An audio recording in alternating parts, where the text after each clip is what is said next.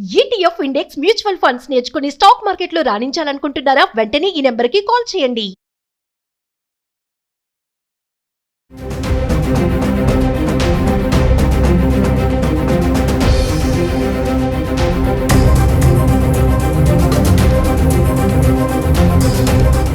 నమస్తే, welcome back to Suman TV. ప్రస్తుతం మనతో పాటు ఉన్నారు అనలిస్ట్ మందరి కృష్ణారెడ్డి గారు.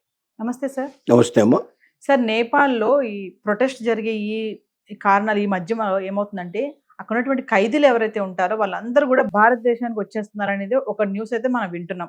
మరి ఇప్పుడు ఒక బిగ్ అలర్ట్ అనుకోవచ్చా దీన్ని? అక్కడ ఉన్నటువంటి పరిణామాలు దృష్టిలో పెట్టుకొని ఎక్కడ వాళ్ళు చెల్లా చెదరైపోతున్నారు. మీరు ఒక వీడియోలో చెప్పారు, ఈ ప్రొటెస్ట్లో ఏదైతే జరుగుతున్నాయో ఈ గందరగోళంలో ఖైదీలు కూడా బయటకు రావడం జరిగిందని చెప్పేసి, మరి వాళ్ళందరూ ఇప్పుడు భారతదేశానికి వచ్చేస్తే మరి ఎలా ఉంటుంది అంటారు? ప్రాబ్లం, సమస్యలు ఎలా ఉంటాయి ఏంటంటే? భారతదేశానికి అతిపెద్ద సరిహద్దు నేపాల్తో ఉంది. 3-4 రాష్ట్రాలు ఈ సరిహద్దులు కలిగి ఉన్నాయి.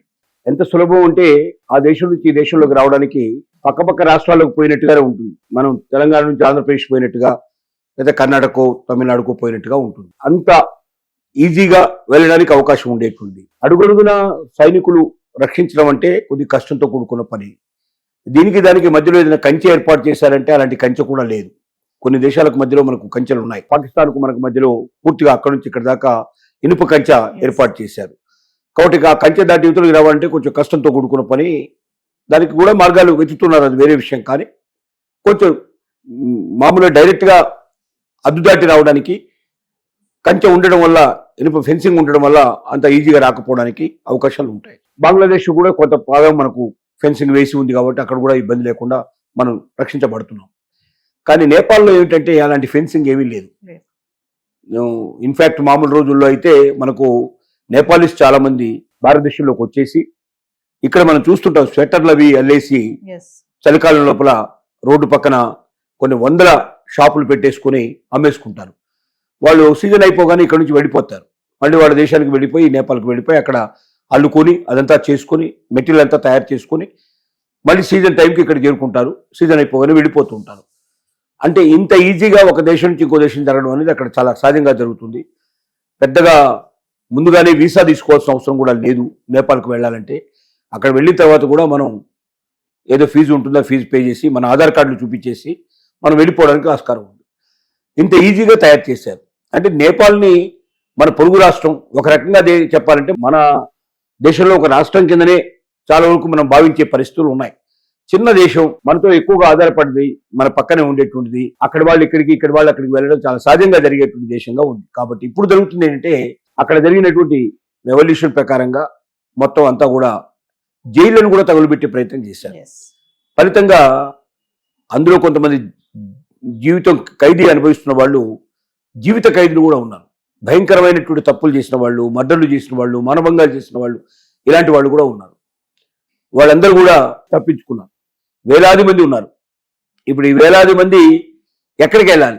అతి సులభంగా ప్రవేశించడానికి వెలువడే దేశం భారతదేశం. చైనాకు వెళ్ళడం అంత సులభమైన విషయం కాదు, ఎక్కువ వాళ్ళకు ఉన్నటువంటివి. తర్వాత అటుపక్క చూస్తే మొత్తం మంచు కొండలు, ఆ కొండలు దాటి బయటకు వెళ్ళడం చాలా కష్టంతో కూడుకున్న పని. కాబట్టి భారతదేశంలో ప్రవేశించడం చాలా సులభం. ఇక్కడైతే ఇబ్బంది ఉండదు అనే ఉద్దేశంతో, తర్వాత చూడడానికి భారతీయులు ఎలా ఉంటారో నేపాలీస్ కూడా అలాగే ఉంటారు. కొద్దిగా కొండ ప్రాంతంలో నివసించే వాళ్ళు కొంచెం వాళ్ళ శరీర ఆకృతిలో కొద్ది తేడాలు ఉన్నప్పటికీ మిగిలినటువంటి వాళ్ళంతా కూడా వాళ్ళు హిందూసే కాబట్టి, ఇక్కడ ఇండియాలో కూడా హిందూసే ఉంటారు కాబట్టి, పై చదువులకంతా ఇండియాకే వచ్చి చదువుకొని వెళ్తూ ఉంటారు కాబట్టి ఎక్కువ భాగం భారతదేశానికి సిమిలారిటీస్ కూడా ఉంటాయి. కాబట్టి ఇక్కడ ప్రవేశిస్తే పెద్దగా పట్టుకోవడం కష్టం, ఇక్కడ జనజీవితంలో కలిసిపోవచ్చు అనే ఉద్దేశంతో చాలా మంది ఖైదీలు వైపు వస్తున్నట్టుగా ప్రయత్నం జరుగుతుంది. కాల్పుల్లో ఒక 4 ఖైదీలు చనిపోయారు. ఇంకా ఒకరో ఇద్దరు పట్టుబడినట్టు పరిస్థితి ఏర్పడింది. మిగతా వాళ్ళందరూ కూడా తప్పించుకున్నారు. అక్కడేమో ఇంకా సరైన ప్రభుత్వం ఏర్పడలేదు. వీళ్ళ గురించి పూర్తిగా గాలింపు చర్యలు చేసేంత సమయం అక్కడ లేదు. ఒకసారి సరైన ప్రభుత్వం ఏర్పడ్డాక అప్పుడు సుస్థిరమైన పరిస్థితుల్లో వీళ్ళందరినీ వెతికి ఎక్కడున్నారో తెలుసుకొని వాళ్ళు వీళ్ళందరినీ పట్టుకొచ్చే ప్రయత్నం చేయాల్సిన అవసరం ఉంది. అప్పటిదాకా వీళ్ళు చెల్లాచెదరై ఎక్కడి వాళ్ళు అక్కడ పారిపోయే ప్రయత్నం చేస్తారు, కనిపించకుండా పోయే ప్రయత్నం చేస్తారు, స్వేచ్ఛ జీవులు అవుతారు. మళ్ళీ పట్టుబడితే మళ్ళీ జైల్లో పడాల్సి వస్తున్న భయంతో పారిపోతారు. అలాంటి వాళ్ళు ఇండియాకు వచ్చే ప్రమాదం అత్యధికంగా ఉంది.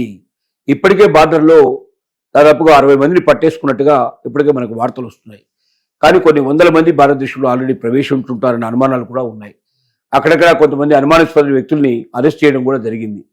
వాళ్ళకి ఆ పోలికలు ఉన్నట్టు వాళ్ళు ఖైదీల కారనేది ఇంకా తెలుసుకోవాల్సిన అవసరం ఉంది. వాళ్ళు అందరికి తెలియజేశారు, ఏవైనా కొద్దిగా పోలికలు ముఖ కవలికలు కొంచెం నేపాలీస్కి దగ్గరగా ఉన్నట్టయితే వెంటనే వాళ్ళని అరెస్ట్ చేయండి, ప్రశ్నించండి. వాళ్ళలో అనుమానాస్పదమైన వ్యక్తులు ఉంటే పూర్తిగా తీసుకొని అదుపులోకి తీసుకోండి.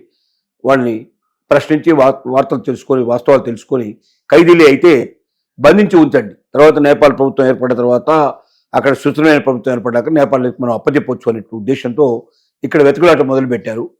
కానీ అది సులభం కాదు. ఎందుకంటే వాళ్ళ ఇసలై ఖైదీలు రాష్ట్రాల్లో ప్రవేశించారు. ఇంత పెద్ద రాష్ట్రాల్లో ఇంత పెద్ద జనాభాలో వాళ్ళు ఎవరో తెలుసుకోవడం కూడా అది సులభం కాదు. రెండోది భారతీయ ముఖ కవలికలు దగ్గరగా ఉండేవాళ్ళు, భారతదేశంలో కలిసిపోయేవాళ్ళు, హిందీ సులభంగా మాట్లాడేవాళ్ళు, భాష గురించి ప్రబలం లేదు. ఇంకోటి ఇక్కడికి అక్కడికి రిలేషన్స్ చాలా ఉన్నాయి.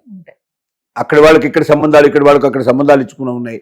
కాబట్టి ఇక్కడ ఉండేటువంటి రిలేటివ్స్ ఇళ్లలో ఉండడానికి పాసిబిలిటీస్ ఉన్నాయి, స్నేహితుల ఇళ్లలో ఉండడానికి పాసిబిలిటీస్ ఉన్నాయి. కాబట్టి భారతదేశంలోకి వచ్చినటువంటి నేపాలీస్ని పట్టుకోవడం అంత సులభమైన విషయం కాదు. చాలా జాగ్రత్త తీసుకోవాల్సి ఉంది. ఎందుకంటే వీళ్ళంతా ఖైదీలు. ఒకవేళ వీళ్ళని పర్వాలేదులే ఉంచేద్దాం అనుకుంటే ఇక్కడ కూడా వాళ్ళు మనభంగాలకు, మర్డర్లకు, లేకపోతే దోపిడీలకు పాల్పడే ప్రమాదం ఉంది. దొంగే కదా, ఎక్కడున్నా చేసే పని అదే కాబట్టి ఆటోమేటిక్గా చేయడానికి ప్రయత్నం చేస్తాడు. సో మనకు కొత్త దొంగల్ని తెచ్చుకున్నట్టు పరిస్థితి ఏర్పడింది. కొన్ని వందల మంది, వేల మంది దొంగలు ఈ దేశంలో ప్రవేశిస్తే ఇది ఒక పెద్ద బెడద, మళ్ళీ ఇది ఒక పెద్ద తీవ్రమైన ప్రభావం మన దేశం మీద చూపించే అవకాశాలు ఉంటాయి. కాబట్టి మ్యాక్సిమం ప్రయత్నం చేస్తున్నారు. ఆ ప్రయత్నంలో కొంత సఫలీకృతం అవుతారని మనం ఆశిద్దాం. ఈ లోపుగా అక్కడ సుస్థిరమైన ప్రభుత్వం ఏర్పడితే ఇంకా పూర్తి వివరాలు వాళ్ళు ఎలా ఉంటారు, వాళ్ళకు ఫొటోస్ కానీ వాళ్ళకి సంబంధించిన వివరాలు కానీ మొత్తం వస్తే దాన్ని రాష్ట్రాల్లో మొత్తం అన్ని పోలీస్ స్టేషన్లకు పంపించడం, అక్కడి నుంచి సెర్చింగ్ మొదలు పెట్టడం, పట్టుకునే ప్రయత్నం చేయడం ఇంకా తీవ్రంగా చేసే పాసిబిలిటీస్ ఉన్నాయి. ఆ వైపున ప్రయత్నాలు జరుగుతున్నాయి. ఇది ఖచ్చితంగా మ్యాక్సిమం పీపుల్ని బంధిస్తారని మనం ఆశిద్దాం. Thank you.